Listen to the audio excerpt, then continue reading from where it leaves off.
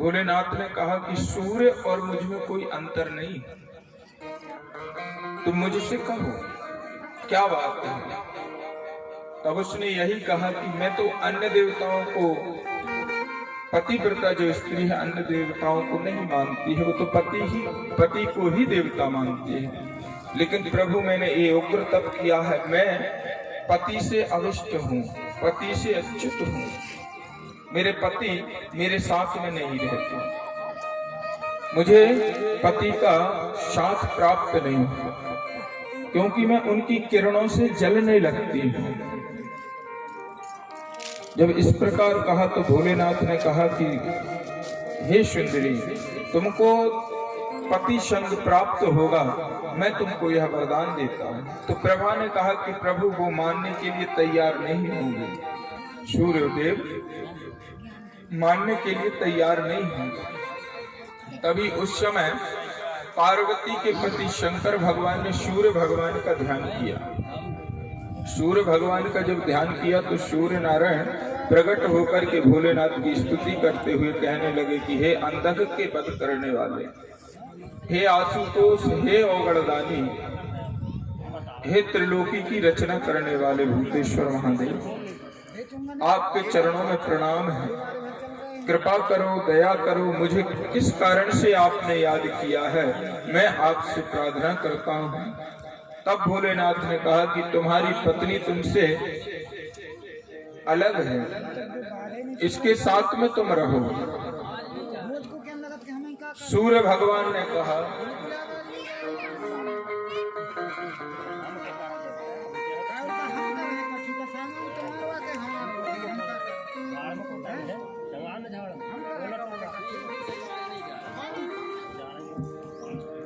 सूर्य भगवान ने कहा कि प्रभु मैं मना नहीं करता हूं साथ में रहने के लिए, मैं रहूंगा साथ में, लेकिन वो यदि राजी हो तो उस शीतलता को कैसे प्राप्त करेंगी, मुझे समझ में नहीं आता। तब भोलेनाथ और पार्वती ने कहा कि नर्मदा के तट पर तुम जाओ, नर्मदा के तट पर जाकर के दोनों साथ में रहो, और वहां पर मैं तुमको एक शिवलिंग देता हूं, उसका पूजन अर्चन वंदन करो। तभी सूर्य देवता प्रभा के साथ में गए हैं और जाकर के नर्मदा के पावन तट पर बैठ करके भगवान शिव का रुद्राभिषेक किया है, भोलेनाथ को मनाया है। तभी से उस शिवलिंग का नाम पड़ा है प्रभासेश्वर महादेव। कहते हैं जो व्यक्ति इस तीर्थ में जाता है उसको सूर्य भगवान से तेज की प्राप्ति होती है, जाने मात्र से। और जो व्यक्ति इस तीर्थ में जाकर के डुबकी लगाता है, कुंड में स्नान करता है, उसे हजारों यज्ञों का फल प्राप्त होता है। जो व्यक्ति परिक्रमावासी साधु संत महात्माओं को खिचड़ी प्रदान करता है, देखो भैया जब भी तुम लोग घर से जाया करो ना, कहीं भी किसी भी नर्मदा क्षेत्र में, तो कुछ ना कुछ रख के ले जाया करो, खाली हाथ कभी भी मत जाया करो। खाली हाथ 4 जगह हमको जाना नहीं चाहिए। गुरु के घर यदि धोखे से भी चले जाओ तो खाली हाथ नहीं जाना चाहिए, कुछ ना कुछ लेके जरूर जाओ। मंदिर में यदि जाते हो तो खाली हाथ नहीं जाना चाहिए, कुछ ना कुछ मंदिर में लेकर के अवश्य जाओ। नर्मदा तट पर यदि भ्रमण करते हो तो वहां भी कुछ ना कुछ ऐसा लेकर के जाओ कि दान कर सको। और तीसरा, कथा पंडाल में, कथाओं में यदि आप जाओ तो खाली हाथ कभी भी मत जाना। भले एक फूल लेकर के जाओ, लेकिन लेकर के अवश्य जाओ। और अपनी छोटी बहन के घर, छोटी पुत्री के घर यदि जाओ तो खाली हाथ कभी भी मत जाना चाहिए। 4 स्थान ऐसे जहाँ खाली हाथ नहीं जाना चाहिए। और कहते हैं कि खाली हाथ क्या करें और क्या ना करें। क्या कोई वस्तु हाथ में होना आवश्यक है? बोले बिल्कुल। यदि आप यज्ञ करते हो, यज्ञ में यदि आप निर्धारित हो, यज्ञ करने के लिए यदि आप बैठते हो, ध्यान देना भैया, बहुत सी लोगों की भावना ये होती है कि चलो हमने आहुति डाल ली, हो गया, अब दक्षिणा छोड़ो। तो ऐसे तो बहुत हो गए हूँ महाराज के, बहुत कमाल है। तो ध्यान से सुनना, यदि यज्ञ में आहुति आप लोग डालते हो और आहुति डालने के बाद में बिना दक्षिणा दिए आप उठ करके चले जाते हो, तो उसका पुण्य फल आपको प्राप्त नहीं होता, बल्कि ब्राह्मण देवता के हिस्सा में चला जाता है। ब्राह्मण तो ये चाहते ही है कि भैया तुम तो जल्दी जाओ, 10 के में काम हो रहा हूं। तो बिना दक्षिणा दिए उठना नहीं चाहिए। और रक्षा सूत्र जो कलावा बंधवाते ना हाथ में, ये कभी भी किसी भी ब्राह्मण से बिना दक्षिणा का नहीं बंधवाना चाहिए। फिर तो वो ऐसा होता जैसे सुई में लगा हुआ धागा। इसीलिए जब भी रक्षा सूत्र बंधवाओ तो कुछ ना कुछ हाथ में रख करके फिर रक्षा सूत्र को बंधवाना चाहिए। और आरती जब भी आप ग्रहण करो, आरती का मतलब क्या होता है? पीड़ा दुख, आरती हरम दीन जन जान। आरती यदि आप लेते हो तो भगवान से यही प्रार्थना करते हो कि हे प्रभु, तुमको जितने भी कष्ट हो वो कष्ट हमको आ जाए, आप दुखी ना रहो। आरती का ये मतलब होता है। और कहते हैं कि अग्नि की पत्नी का नाम क्या है? दक्षिणा। तो आरती जब भी आप लो तो खाली हाथ नहीं लेनी चाहिए, उसमें कुछ ना कुछ चढ़ाना चाहिए। चाहे फूल चढ़ाओ, चाहे चावल चढ़ाओ, चाहे कुछ भी चढ़ाओ, पत्ता ही चढ़ा दो, लेकिन चढ़ाना चाहिए। ऐसे अनेकों कार्य हैं। किसी भी घाट पर जाओ और स्नान करो तो वहां पर कुछ ना कुछ दान अवश्य करना चाहिए। यह शास्त्रों के नियम हैं। और जो व्यक्ति इन नियमों पर चलता है तो कहते हैं उसके घर में कभी भी धन का अभाव नहीं होता, धन की कमी नहीं होती है। नहीं तो महाराज बहुत से लोग तो इतने कंजूस होते हैं कि धन के मारे वे कहते हैं कि हम तो जा ही नहीं रहे नर्मदा जी, गंगा जी, जाते ही नहीं। एक घटना याद आई, एक सेठ था, गंगा जी उसके घर से 5 किलोमीटर दूर थी मात्र, काशी में। अब वो सेठ की पत्नी ने कहा कि देखो महाराज, गंगा जी सब पातकों का नाश करने वाली हैं, पापों को हरने वाली हैं, ज्ञान प्रदान करने वाली हैं, और आप हो सो यहीं पर डटे हो, कम से कम अमास पूर्णों तो चले जाया करो स्नान करने के लिए गंगा जी। उसने कहा क्या जाना, वहां पंडे बैठे रहते हैं जो पंडे दक्षिणा मांगते हैं और मैं देना नहीं चाहता। तो कहा कि तुम ऐसे घाट पे जाओ जहां पंडे ही ना हो, जाओ तो जरूर। अब वो जैसे तैसे कर ली, हिम्मत करके निकला घर से, 5 किलोमीटर पैदल गया, रिक्शा भी नहीं किया, पैदल पहुंचा। और उसने देखा कि राम घाट पे तो भीड़ लगी और उस घाट पे भी भीड़ है, कि इसी घाट पे सब घाटों में भीड़ मची पड़ी है। और पंडा जैसे डुबकी लगाए व्यक्ति और पंडा खड़े कि ले आओ जजमान दक्षिणा। जब उसने ये दृश्य देखे तो उसने कहा कि हम तो यहाँ नहीं नहाएंगे। उसने जाकर के एक कोना देखा मरघटाई, जहाँ कोई नहीं जाता था।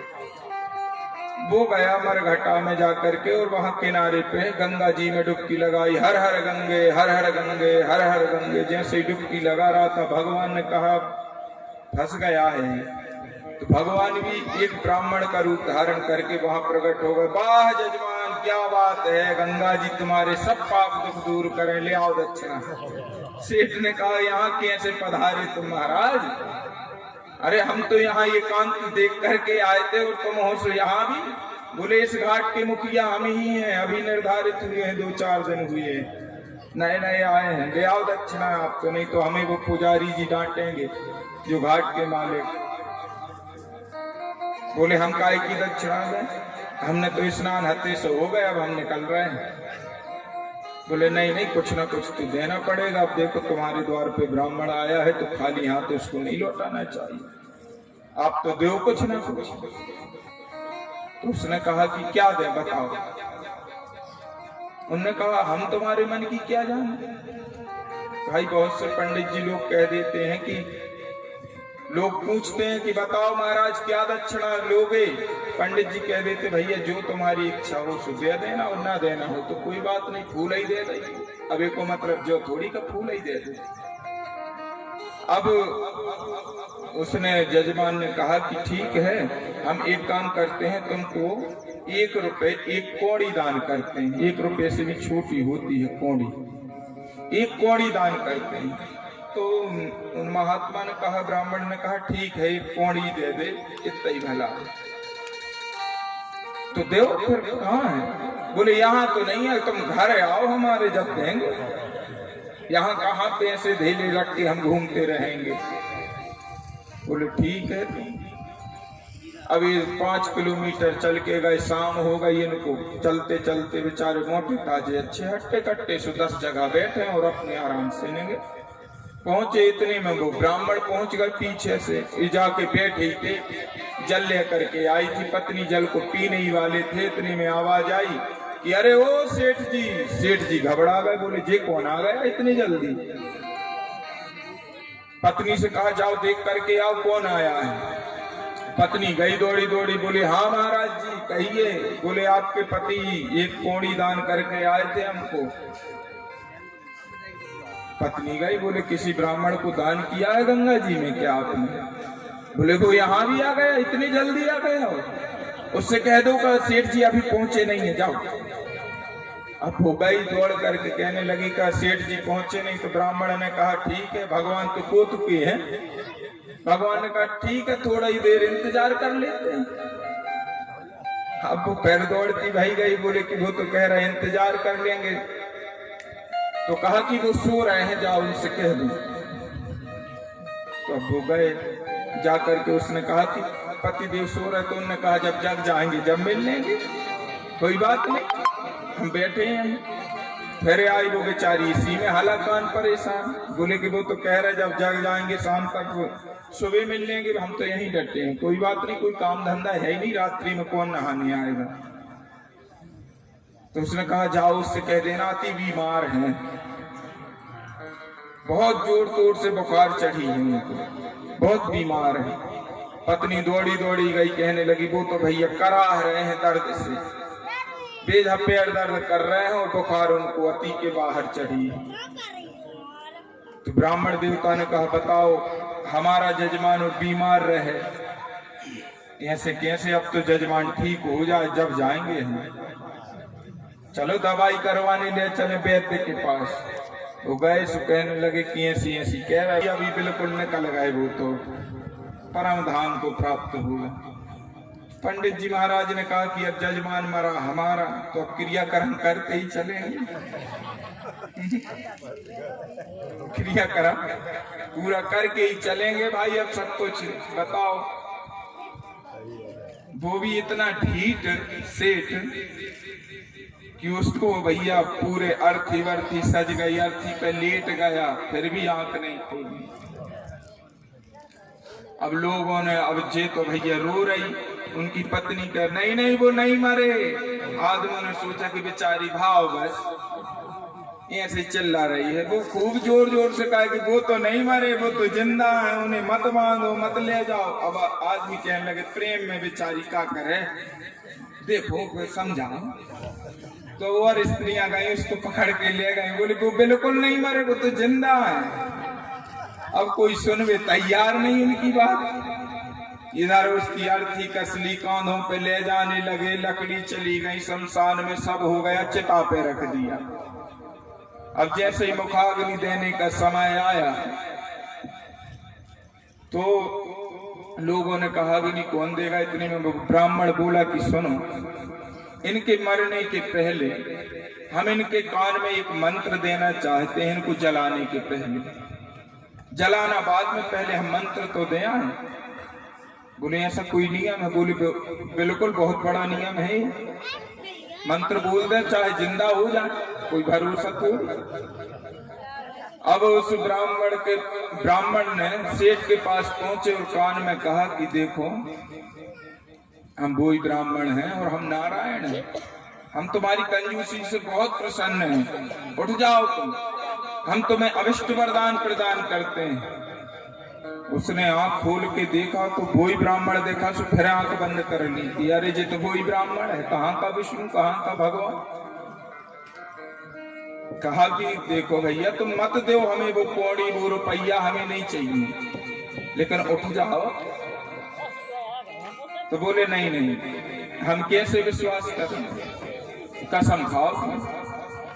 बोले कसम का खानी है चीज नहीं देना। बोले तुम संसार की सब वस्तु ले लो, सब कुछ देने के लिए तैयार हैं, बताओ क्या चाहिए। बोले हमें कुछ नहीं चाहिए। आंख मूंदे पड़ोसे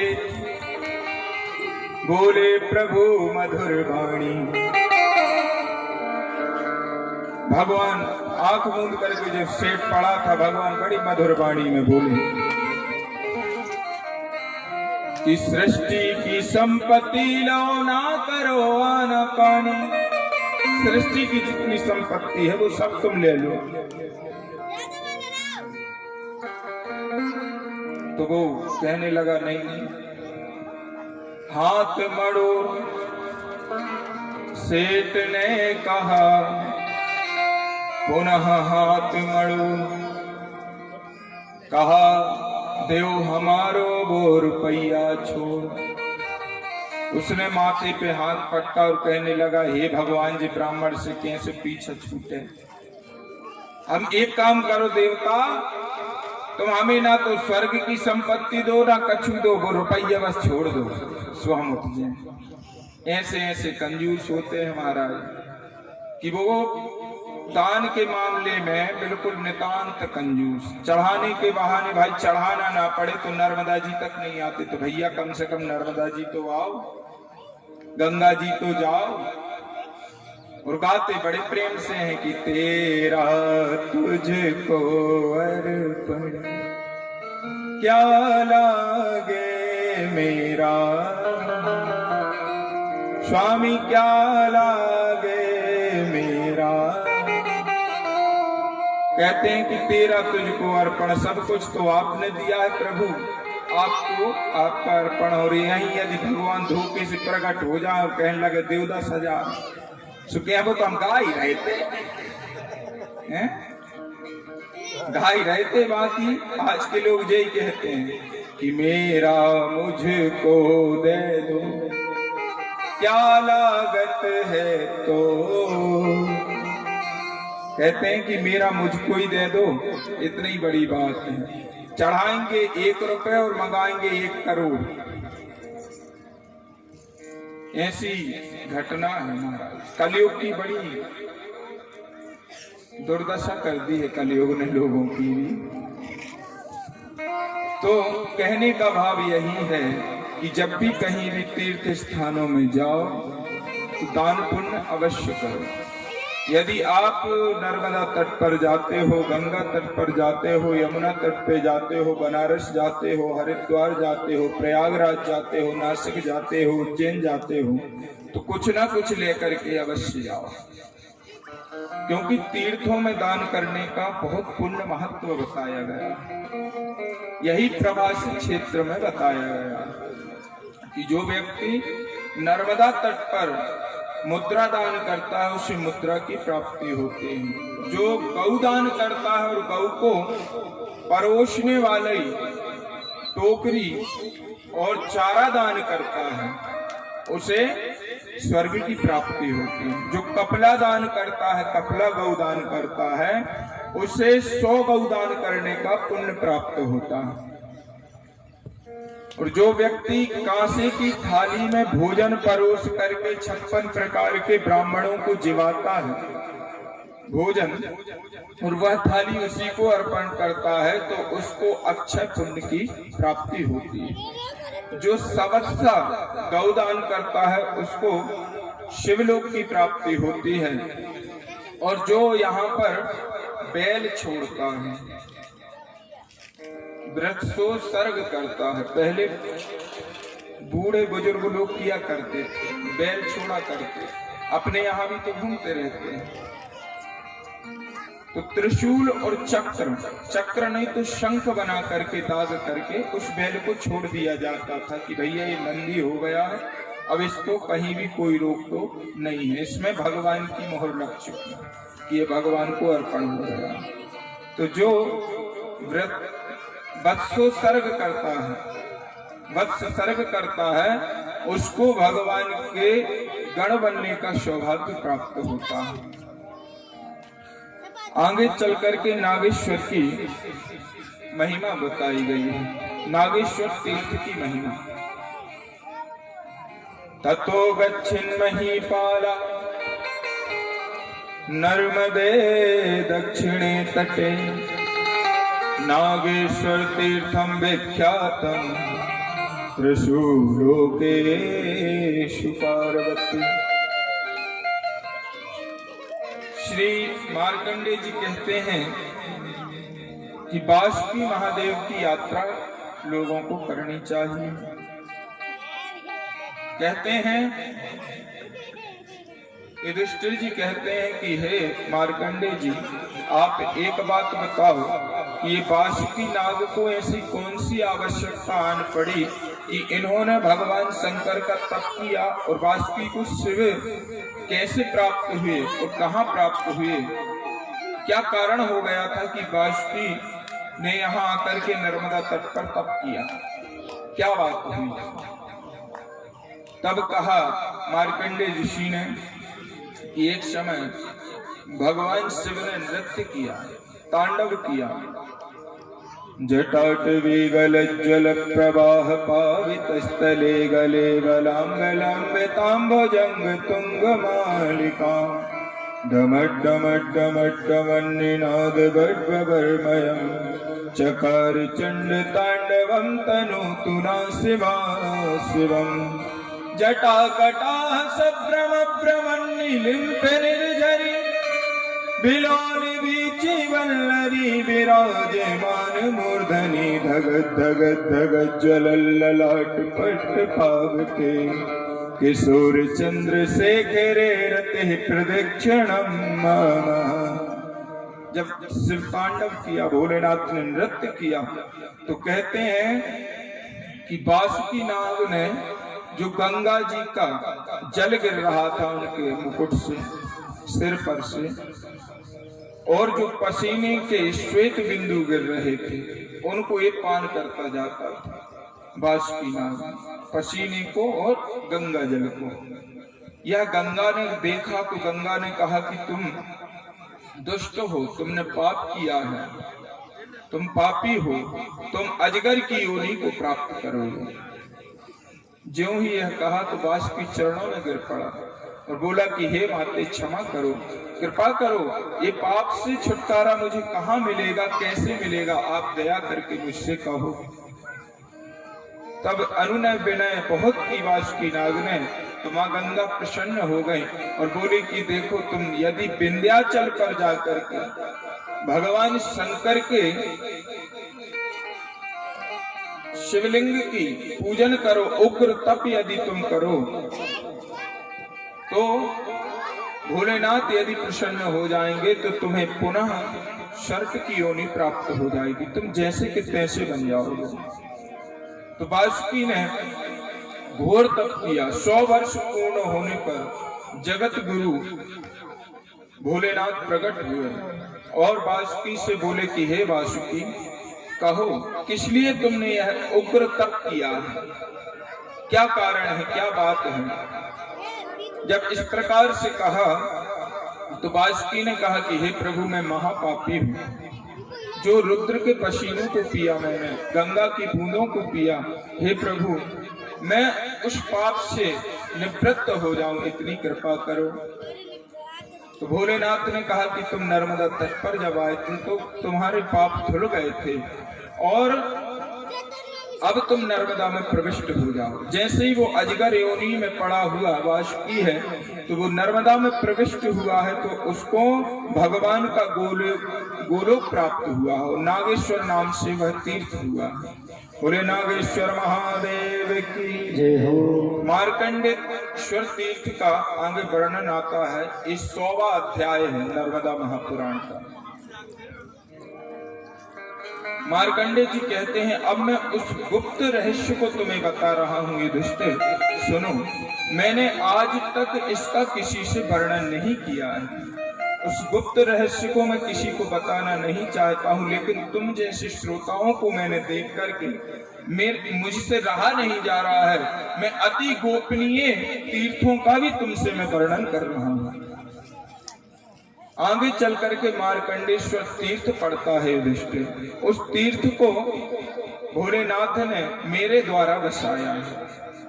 उस तीर्थ में यदि व्यक्ति जाकर के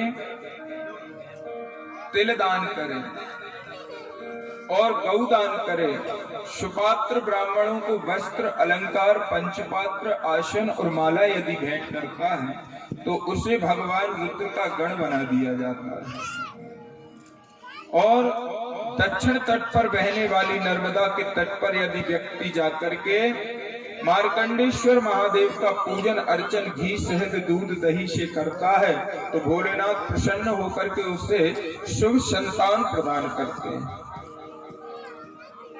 आगे संकर्षण तीर्थ का वर्णन आता है। 101 अध्याय। कहते हैं कि बलराम जी तीर्थ यात्रा करते करते करते करते नर्मदा तट पर पहुंचे, और जब वो नर्मदा तट पर पहुंचे तो भगवान भोलेनाथ को प्रसन्न किया। भोलेनाथ ने एक शिवलिंग दिया, उसको स्थापित किया, नाम पड़ा संकर्षणेश्वर। आगे चल करके मनमथेश्वर की महिमा का वर्णन किया। मार्कंडे जी कहते हैं कि वहां मनमथेश्वर की जो यात्रा करता है उसे अक्षय पुण्य की प्राप्ति होती है।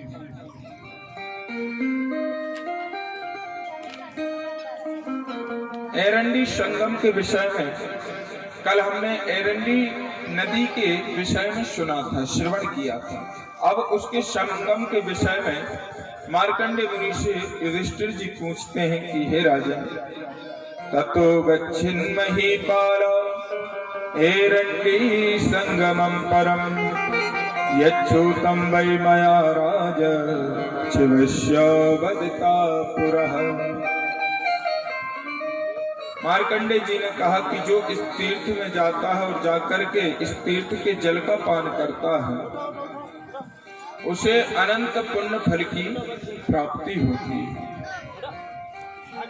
और इस तीर्थ के विषय में स्वयं भगवान शंकर ने वायुदेव को बताया है। इस तीर्थ के विषय में स्वयं शंकर जी ने वायुदेव को बताया है। इतना महत्व इसका है, और भोलेनाथ के अलावा इस तीर्थ का वर्णन कौन कर सकता है। हे मार्कंडे, आप कृपा करके हमको यह कथा श्रवण कराइए कि यहाँ पर किसने मोक्ष पाया और किसने भगवान की आराधना की। तो कहते हैं महादेवी भोलेनाथ ने पार्वती माता को ये श्रवण कराया था। भोलेनाथ से जब माता पार्वती ने प्रश्न किया तो भोलेनाथ ने कहा कि हे महादेवी, ब्रह्मा के मानस पुत्र नित्य ही अग्निहोत्र करने वाले हैं, देवताओं अतिथियों के पूजक हैं। उन्हीं के एक पुत्र हैं अत्रि ऋषि। अत्रि ऋषि वहां पर निवास करने वाले हैं, और उनकी जो पत्नी है अनुसुईया, दोनों निवास करते हैं। इनकी कोई संतान नहीं है। इन्होंने तप आरंभ कर दिया। बोले नर्मदा मैया की जय। हमारे क्षेत्र के विधायक जी हमारे समक्ष पधारे हैं। मां नर्मदा की कृपा से नर्मदा महापुराण के मध्य उनका आगमन हुआ है। साथ में हमारे मनोज भैया भी हैं। इनका बहुत बहुत स्वागत है रामपुरा घोगरा ग्राम वालों की ओर से, व्यास घाटी की ओर से। बोले नर्मदा मैया की जय हो।